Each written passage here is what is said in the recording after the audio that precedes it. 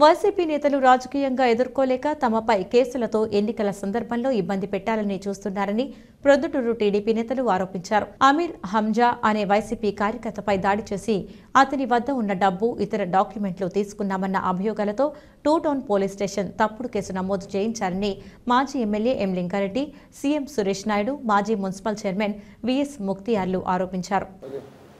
నిన్నటి దినం రాత్రి 8 గంటలకు అన్నా క్యాంటీన్లో ఆజాద్ అనే ఫిజియోథెరపీ డాక్టరు, గౌస్ముద్దీన్ అనే ఆర్ఎండి డాక్టరు, వాళ్ళిద్దరూ తండ్రి కొడుకులు.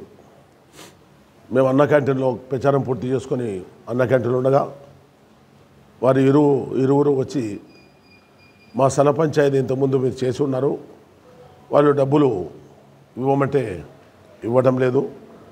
ఆ రోజు వాళ్ళు కాలువపూర్వముకు స్థలాన్ని రిజిస్టర్ చేసి ఇచ్చారు. 14 లక్షల డబ్బులు గాను 7,50,000 రూపాయలు డబ్బు తీసుకున్నారు. మాకు 2 నెలలకు ఇస్తామని చెప్పి ఇవ్వలేదు. మేము పోయి ఇప్పుడు అడిగితే మమ్మల్ని కొట్టేదానికి వస్తున్నారు, మీరు వాళ్ళని పిలిచి మాకు డబ్బులు ఇప్పించి ఏర్పాటు చేయండి అని చెప్పడం జరిగింది.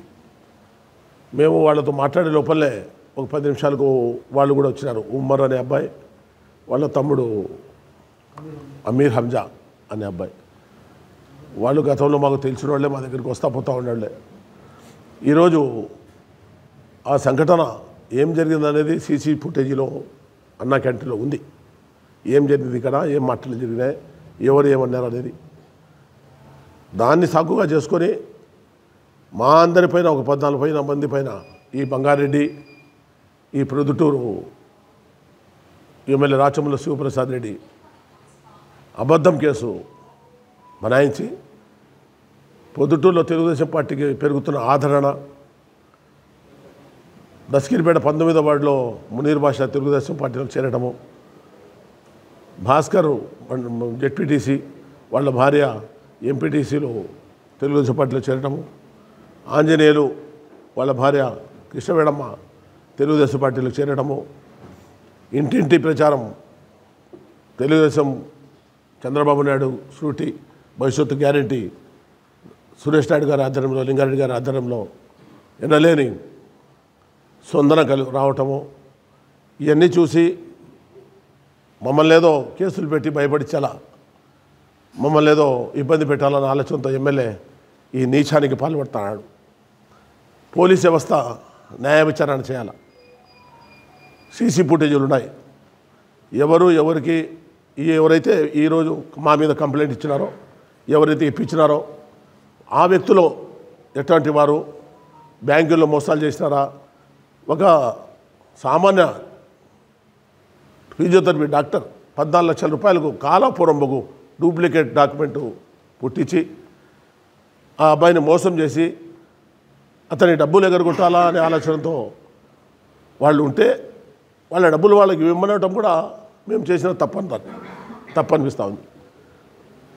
ఎఫ్ఐఆర్లో రాస్తాడు, ముక్తార్ నన్ను చొక్కా పట్టుకొని ఈడ్చుకుంటా లోపలికి పోయినాడు, నిన్ను చంపుతామన్నాడు అని అంటాడు ఎఫ్ఐఆర్. అతను ఎట్లున్నాడు, నేను ఎట్లున్నా, నాకు 63 సంవత్సరాలు, ఆయనకు 35 సంవత్సరాలు, నాకంటే మంచి లావుగా అన్నాడు, నేను లాక్కొని పోయినాడు అంటాడు. వాళ్ళ అన్న ఉమ్మరు చెప్తాడు, మేము తిరగటము వైఎస్ఆర్ పార్టీలో తిరగటమే నేరమా, మేము వైఎస్ఆర్ పార్టీలో తిరిగిన దానికి మీరు మా పైన ఈ దౌర్జన్యాలు చేస్తారా అని అడుగుతాడు. నటన చేస్తా, ఆస్కార్ అవార్డు ఇవ్వాల ఆ అబ్బాయికి, ఆస్కార్ అవార్డు ఇవ్వాల, అంత నటన చేసి మాట్లాడుతున్నాడు. అతనే చెప్పినాడు, మా తమ్ముడు ఊళ్ళో అప్పులన్నీ చేసినాడు, బ్యాంకులో బాకీలు ఉన్నాడు, ఆస్తులన్నీ పోయినాయి, మా పరిస్థితులు బాగలేవు అని అతనే నాతో చెప్పడం జరిగింది. వాస్తవాలు పోలీసు వాళ్ళు గమనించి విచారించి తగువైన న్యాయం చేయాలా. న్యాయం చేయకపోతే ఇట్లాంటి తప్పుడు కేసుల వల్ల చట్టము అస్తవ్యవస్థంగా మారుతుంది.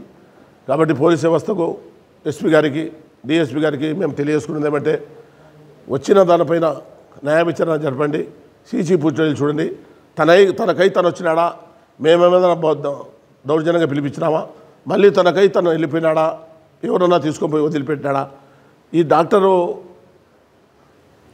డబ్బులు ఇవ్వాల్సిన అతనికి డబ్బులు బదులు కారు తెచ్చి అతనే ఇక్కడ పెట్టాడా, మేమేమన్నా తీసుకొని వచ్చిపోయినావా అనేది పోలీస్ వ్యవస్థ పూర్తిగా విచారణ జరిపి పొద్దుటూరులో ఇటువంటి అన్యాయాలు జరగకుండా ఈ ఎమ్మెల్యే దగ్గర జరిగేటి అన్నీ ఇట్లాంటివే, ఈ బంగారెడ్డి దగ్గర జరిగేటి అన్నీ ఇట్లాంటివే. ఎవరన్నా పిలిచి అడిగితే కేసులు 13 మంది 14 మంది మీద. లింగారెడ్డి గారు సురేష్ నాయుడు గారు కూర్చోనంటే వాళ్ళ పేర్లు కూడా ఎఫ్ఐఆర్లు చేరుస్తారు. మేము అక్కడ కూర్చొని మాట్లాడుతుంటే మా పేర్లు ఎఫ్ఐఆర్లు చేరుస్తారు. కంప్లైంట్ ఒకటి వస్తే కంప్లైంట్ తీసుకొని విచారణ జరపాల. విచారణ జరిపి నిజ నిర్ధారణ చేసి ఉన్నోళ్ళు పోయినా ఏమైనా తప్పు జరిగి ఉంటే ఎఫ్ఐఆర్ కట్టాలా. ఇట్లా ఎఫ్ఐఆర్లు కట్టి కార్యకర్తలను లీడర్లను భయభ్రాంతులు చేసి ప్రచార సమయంలో ఆటంకులు కలిగించి ప్రభుత్వాన్ని అడ్డం పెట్టుకొని పోలీస్ వ్యవస్థను అడ్డం పెట్టుకొని మళ్ళీ అధికారంలోకి రావాలని చేసే ప్రయత్నము దుర్మార్గమైన ప్రయత్నం మేము ఖండిస్తూ ఉన్నాం. రాచమల్లు ప్రసాద్ రెడ్డి ఈ చర్యలు మానుకోకపోతే జరగబోయే కాలంలో ఆయన ఇదే పరిస్థితి ఎదుర్కోవాల్సిన పరిస్థితి కూడా వస్తుందని చెప్పి మేము తెలియజేసుకుంటూ ఈ కేసు పైన న్యాయ విచారణ జరిపి వాస్తవాలు బయటికి తీసి న్యాయం చేయాలని చెప్పి నేను పోలీస్ వ్యవస్థను కోరుకుంటూ సెలవు తీసుకుంటున్నాను. నిన్న రాత్రి 7వ వార్డు ప్రచారం ముగించుకొని దాదాపు 7:30-8 గంటల సమయంలో నడుచుకుంటా మేము 7వ వార్డు నుంచి ఇక్కడికి రావడం జరిగింది. లింగారెడ్డి అన్న గారు, నేను, ముక్తారు, మా అనుచరులు, కార్యకర్తలు అందరూ కూడా దాదాపు 300 మంది ఇక్కడికి రావడం జరిగింది. అందరము బయట కుర్చీలు వేసుకొని కూర్చొని కాఫీ తెప్పించుకొని తాగినాం.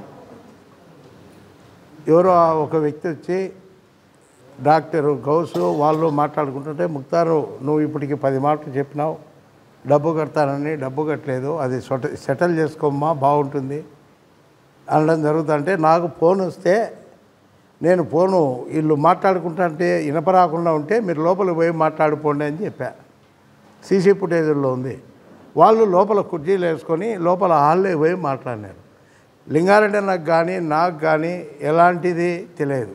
రేపటి ప్రోగ్రాం ఎట్లా చేసుకోవాలని వాళ్ళు లోపల పంచాయతీ మాట్లాడుకుంటుంటే లింగారెడ్డి అన్న నేను వచ్చి నా ఛాంబర్లో, ఇక్కడ కూడా సీసీ ఫుటేజ్లు ఉన్నాయి, నా ఛాంబర్లో రేపటి ప్రోగ్రాం ఎవరికి చెప్పుకోవాలా ఏంది ఎక్కడ అని నిర్ణయం తీసుకొని ఎవరి కొద్దీ వాళ్ళకి ఇళ్ళకి పోయినాం. అంత తప్ప నిన్న జరిగింది విషయము మాకు ఎలాంటిది తెలియదు. ఎఫ్ఐఆర్లో మా పేర్లు కూడా పెట్టారంటే ఎంత ఘోరమో. ఆ మనిషి మమ్మల్ని ఏమన్నా చూసినాడా, మాకు ఏమన్నా ఆ పంచాయతీలో ఇన్వాల్వ్మెంట్ ఉందా, ఆ పంచాయతీ విషయము తెలియదు, బాకీ విషయం తెలియదు, దొంగ రిజిస్టర్లు కూడా మాకు తెలియదు. ఈ విధంగా కేసులు పెడితే తప్పకుండా ప్రజాస్వామ్యంలో ఉండే చట్టబద్ధత తీసుకొని, చట్టాన్ని మేము కూడా తెలుసు, మాకు కూడా తెలుసుకొని పోలీసు ఉన్నతాధికారుల పైన వదిలిపెట్టేది లేదు. ప్రైవేట్ కంప్లైంట్ ఇస్తాం, ఉమెన్ రైట్స్కు పోతాం, కఠిన చర్యలు తీసుకుంటాం, ప్రజా ఉద్యమాలు లేపుతాం.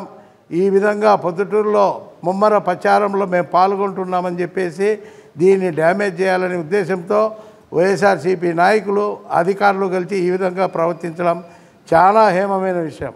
మేము ఎటువంటి వాటిలో ఏ విధమైన ప్రవర్తన గల వాళ్ళమో పొద్దుటూరు ప్రజలకు అందరికీ తెలుసు, పోలీసు వాళ్ళకు కూడా తెలుసు. కానీ ఎవరిని అడిగినా కూడా ఎస్పీ గారి ఒత్తిడి వల్లే ఎస్పీ గారికి అవినాష్ రెడ్డి ఫోన్ చేసినాడంట, ఇదే టాక్ బయటపడింది. మేము కూడా కేసులు పెట్టాలంటే పెద్ద సమస్య కాదు. పోలీసు వాళ్ళపైన కూడా మమ్మల్ని ఇరికిస్తే మటుకు, అన్యాయం కేసులు పడితే మటుకు కఠిన చర్యలు తీవ్రంగానే ఉంటాయి. ఎలక్షన్ కమిషనర్కి కూడా ఫిర్యాదు చేస్తాం, ఎంత దూరమైనా మేము పోతాము. కేసులకు భయపడే వ్యక్తులం కాదు. రాజకీయాల్లో ఉన్నాక అన్నీ జరుగుతాయి, కానీ ప్రజాస్వామ్యబద్ధంగా రాజకీయాలు చేసుకోవాలి. కానీ ఈ విధంగా ఎదుటి వ్యక్తుల మీద కేసులు పెట్టి ప్రజాస్వామ్యంలో జయిస్తామనేది ప్రజలు మెట్తో కొట్టి తీర్పిస్తారు, చేత కూడా తగలరు, చెప్పు దెబ్బే చూపిస్తారు ఓటమికి. తప్పకుండా మేమైతే కఠిన చర్యలు తీసుకుంటాం. మా పైన ఎంక్వైరీ చేయండి, నిజంగా మాది తప్పు ఉంటే నువ్వు ఈ తప్పు చేసినావు, సీసీ ఫుటేజ్లో ఉంది చూడు, మీరు చేసుకున్నారని కానీ అతన్ని దొబ్బినారని కానీ అతనితో మేము మాట్లాడినామన్నా కూడా, అతని ముఖం చూసి మేము మాట్లాడినామన్నా కూడా, నాకు ఫోన్ వస్తే నేను లోపలికి పోయి మాట్లాడుకోపోండి వీళ్ళు వద్దు అని చెప్పా. అంతవరకే నేను ఆ చర్చల్లో ఉండింది. మళ్ళీ లింగారెడ్డి అన్న నేను ఛాంబర్కి వచ్చాం, మాట్లాడుకున్నాం. రేపటి ప్రోగ్రాం ఎక్కడెక్కడ అనుకున్నాం, మన్నాడు ప్రోగ్రాం ఎక్కడెక్కడ అనుకున్నాం. ఇంకా పార్టీలో ఎవరినొన్ని చేర్చుకోవాలా, వచ్చేవాళ్ళు ఎవరున్నారని ఆలోచన చేసుకున్నాం, పోయినాం. అంత తప్ప ఎలాంటి ఒక్క పైసాలో కూడా 100వ వంతు కూడా లేదు మా ఇన్వాల్వ్మెంట్. ఏదైనా పోస్టర్లో నా ఫోటోలు చూసి అతను నా ముఖం చూసి కనుక్కోవాల్సిందే, కానీ అతను ఎవడో తెలియదు, నేను ఎవరో అతనికి తెలియదు. ఈ విధంగా బంగారెడ్డి అర్ధరాత్రి వచ్చి బలవంతంగా వాళ్ళని తొలుకొని వచ్చి జనాలు వేసుకొని వచ్చి దగ్గరుండి ఎఫ్ఐఆర్ రాపిచ్చి కేసులు పెట్టాం. ఇది న్యాయమేనా? పత్రికలు కూడా దీన్ని ఖండించాలా. మీ పైన కూడా దౌర్జన్యాలు చేస్తా అంటే వైఎస్ఆర్సీపీ మీ ఖండనకు మేము వచ్చాం. దీన్ని కూడా బాధ్యతగా తీసుకొని మీరు కూడా ఖండించాలి. మా ఇన్వాల్వ్మెంట్ ఉంటే చెప్పండి, తప్పకుండా మేము కూడా శిక్షార్హులమే. ముక్తారు మంచిగానే మాట్లాడుతున్నాడు. ఇప్పటికి 10 మాటలు వాయిదా వేసినావు. వాళ్ళు డబ్బులు కావాలంటారు, నువ్వు ఇవ్వడంలే. మీ అన్న వాళ్ళు డబ్బులు కట్టారు కదా, నా దగ్గర 2-3 నిమిషాలే సంభాషణ జరిగింది. మీ అన్న దగ్గర డబ్బు కట్టాడు కదా 14 లక్షలు, మీ అన్న భాగం 7 లక్షలు, నువ్వు 3 లక్షలు ఇచ్చినావు, ఇంకా 4 లక్షలు ఇవ్వాలా, అది కట్టాలమ్మా నువ్వు అన్నాడు. రాజకీయ సంబంధించిన మాటలే అలా జరగలే.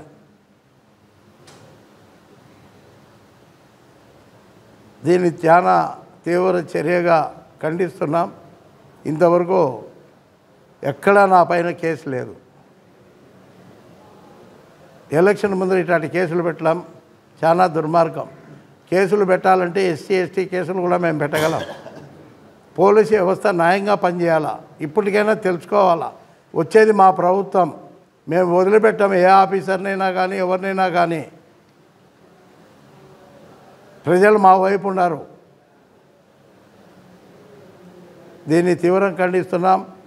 విలేకరులు కూడా సీసీ ఫుటేజీలన్నీ ఎక్కడున్నా కూడా మా కాంపౌండ్లో దాదాపు 20 సీసీ ఫుటేజీలు ఉన్నాయి. ప్రతి సీసీ ఫుటేజీ డాక్యుమెంట్ తీసుకొని మీరు వెరిఫికేషన్ చేసుకోండి. ఎక్కడన్నా దీంట్లో దుశ్చర్య కానీ ఇన్వాల్వ్మెంట్ కానీ ఉందంటే మా పైన కఠిన చర్యలు తీసుకుంటే మాకు అభ్యంతరమే లేదు.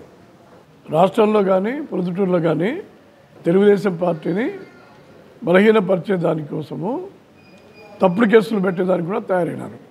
అందులో భాగంగానే నిన్న నా పైన, సురేష్ నాయుడు గారి పైన, ముక్తార్ పైన, ఇంకా కొంతమంది పైన అక్రమంగా కేసులు పెట్టారు.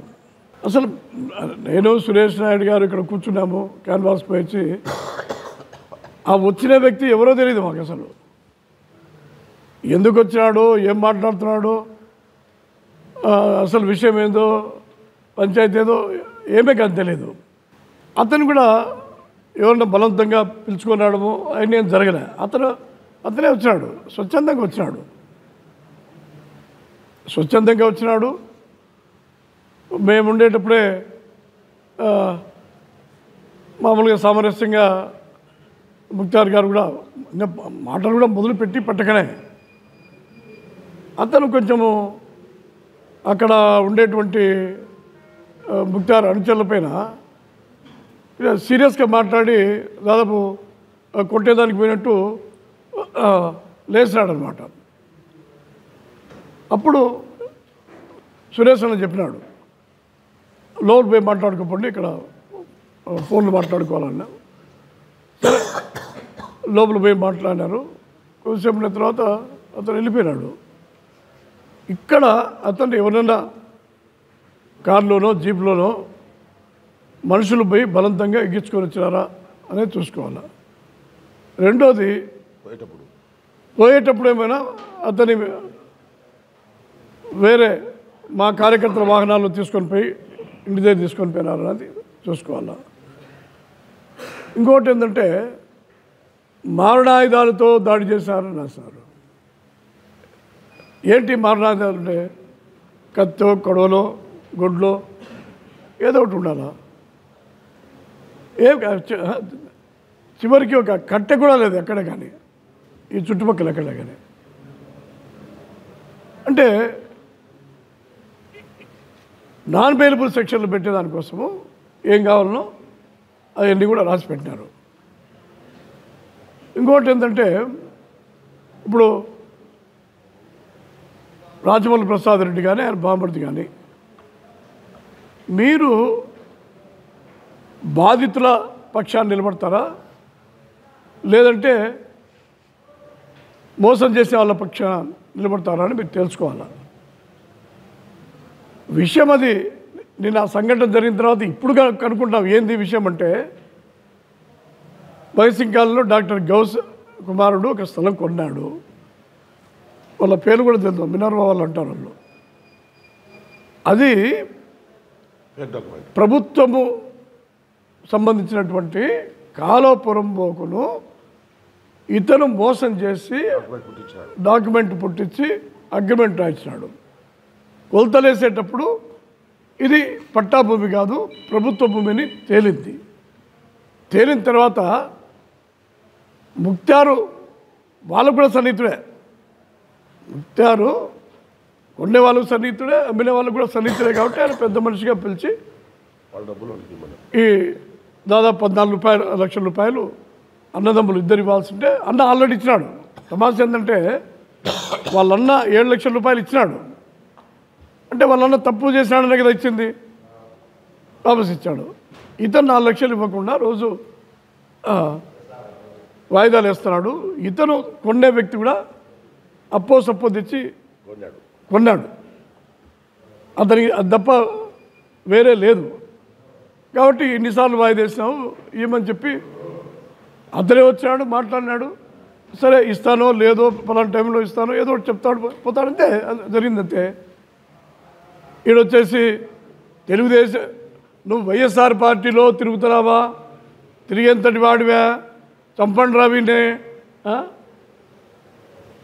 వైఎస్ఆర్ పార్టీకి తెలుగుదేశం పార్టీకి నాయకులకు ఏం సంబంధం ఇది? అతని పైన ఇంకా వేరే కేసులో అలిగేషన్స్ కూడా ఉన్నాయి. అతను కరెక్ట్ మనిషి కాదు. ఈరోజు ఏమవుతా ఉంది, మేమిద్దరు కూర్చున్నాము, ఏమీ తెలియదు ఎవరు వచ్చినారో ఏం మాట్లాడతారో. వాళ్ళని కొట్టడమో తిట్టడమో కేకలేయడమో అరసడమో దెబ్బలు తగిలితేనో లేకపోతే రక్తం కారుకుంటా బయటకు పోతేనో అర్థమయ్యేది. ఏముంటాడా ఇప్పుడు అతనికి ఏమన్నా రక్తగాయాలు ఉన్నాయా? ఆసుపత్రికి పంపించినారు కదా, ఉన్నాయా రక్తగాయాలు ఏమన్నా? ఏం కేసు ఏం సెక్షన్ పెట్టినారు? 10 సంవత్సరాలు శిక్ష పడే కేసు పెట్టారు. ఎందుకు పెట్టినారు? 7 సంవత్సరాల లోపలైతే స్టేషన్ బెయిల్ వస్తుంది. కాబట్టి స్టేషన్ బెయిల్ వస్తే మేము మళ్ళీ క్యాన్వాస్ చేసుకుంటూ ఉంటాం కాబట్టి వీధుల మట్టి తిరుగుతూ ఉంటాం కాబట్టి ఆ విధంగా 10 సంవత్సరాలు శిక్ష పడే సెక్షను 326 పెట్టినారు. నేను అడుగుతానా, ఇట్లా కేసులు పెట్టాలంటే ప్రొద్దుటూరు నియోజకవర్గంలో కానీ జిల్లాలో రాష్ట్రంలో కానీ మీరు అమ్మినటువంటి తప్పుడు డాక్యుమెంట్ల ద్వారా అమ్మినటువంటి భూములు ఎన్ని ఉన్నాయి? ఎన్ని ప్రభుత్వ భూములు అమ్మినారు? రేపు మా ప్రభుత్వం వచ్చిన తర్వాత ఎన్ని కేసులు మీ పైన పెట్టాల్సి వస్తుందో? వైఎస్ఆర్సీపీ చోటా నాయకులు కాదు, బడా నాయకుల పైనే పెట్టాల్సి వస్తుంది.